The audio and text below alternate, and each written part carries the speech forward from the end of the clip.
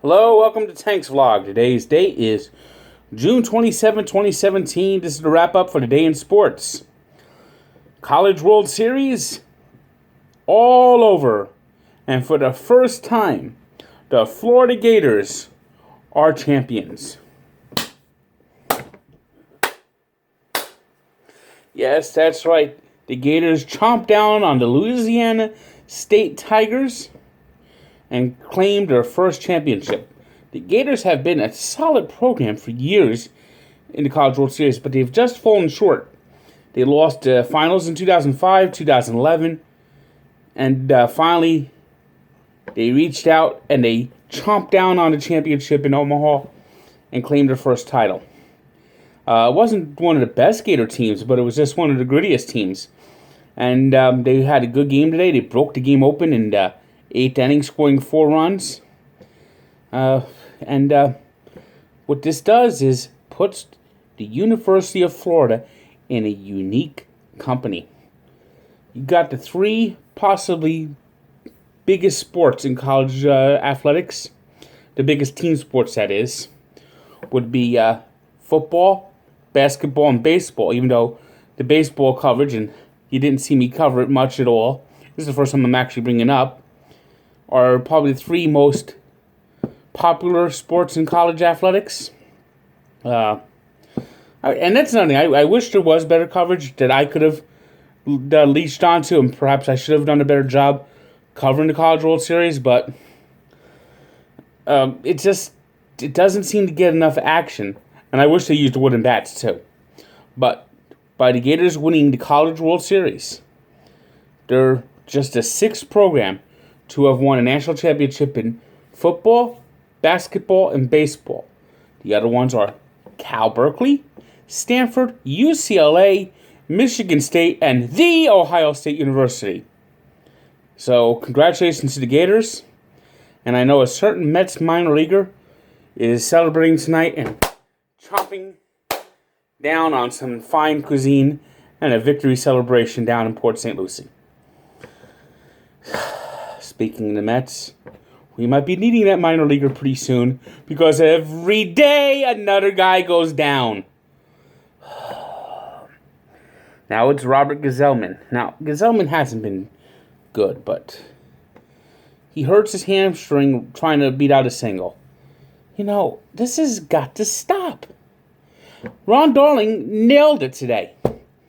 These are $1 million athletes, and the way the Mets take care of these players is embarrassing.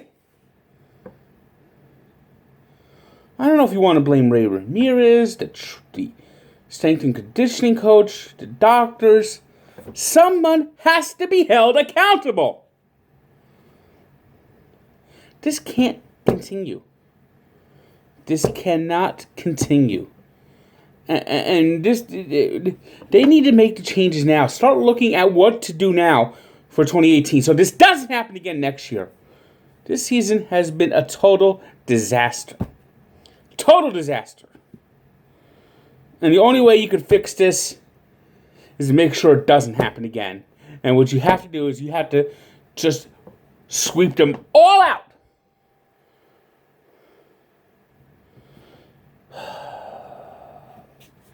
Sick of it.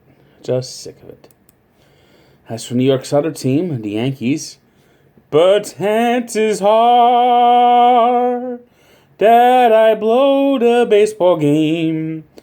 I gave it up in the 9th, but chances are the pen has failed the Yanks again, and now they're in 2nd place.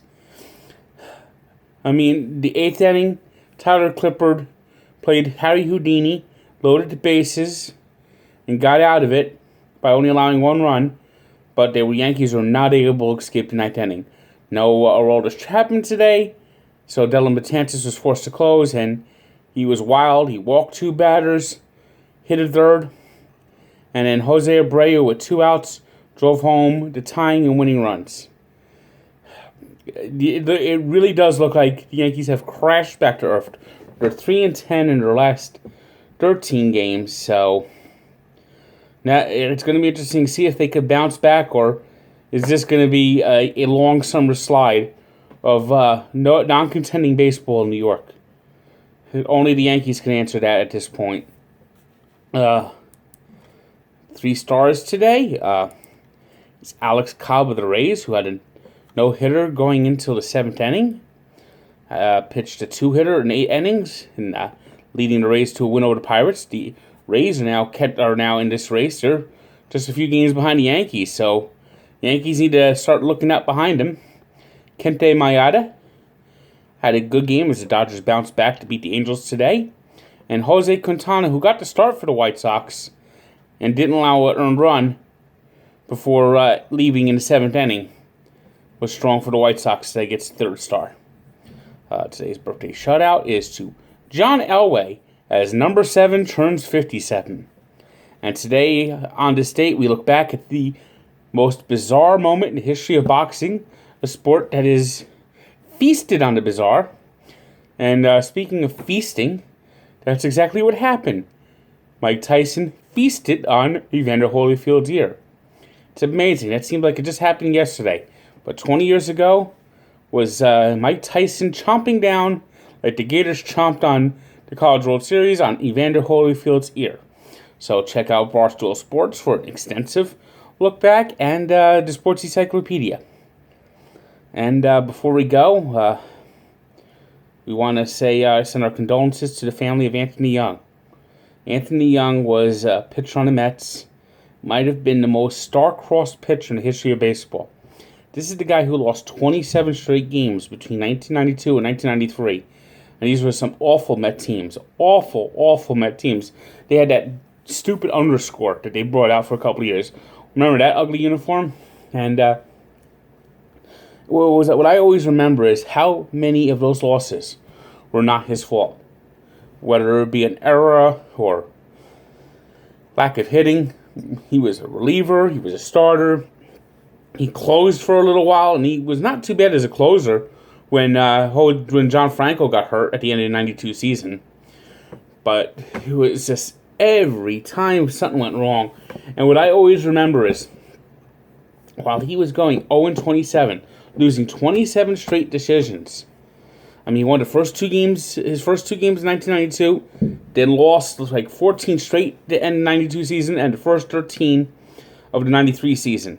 What I remember most is, while he was going 0-27, he had a better ERA than Juan Guzman of the Toronto Blue Jays, who about the same time had like a 17-3 record. I mean, that just goes to show you, misfortune and bad luck have a lot to do with your win-loss record. And Anthony Young, sadly, lost his battle to brain cancer. And just a really sad situation, yeah. I always remember why he always tried hard.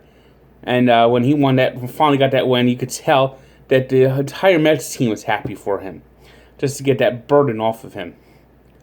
And that's how we want to close out today. Good day.